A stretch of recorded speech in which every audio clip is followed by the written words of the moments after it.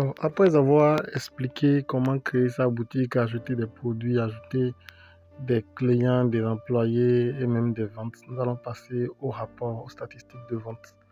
Alors là, nous avons choisi notre boutique, une boutique qui est un peu plus fournie en statistiques pour cet exemple. Donc, ce n'est plus notre first shop.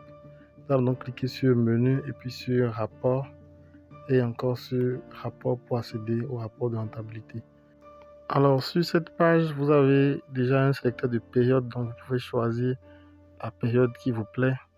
Moi, je ne vais pas vraiment choisir une période, mais je vais plutôt choisir le mois dernier directement.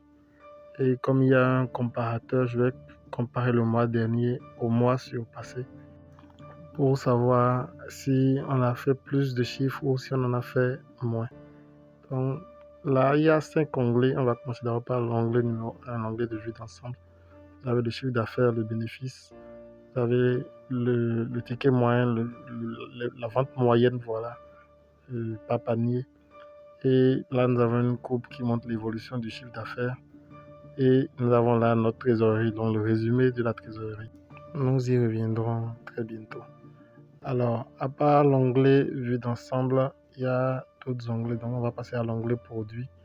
Dedans, vous allez voir les stats de vente de chaque produit. Quels sont les produits les plus vendus, les produits les moins vendus, les catégories les plus vendues, aux catégories les moins vendues, la rentabilité pour chaque produit et la rentabilité aussi par catégorie. Donc, ça vous permet de savoir quel produit est-ce qu'il faut renforcer, quel produit ne va pas, sur quel produit il faut faire des promotions.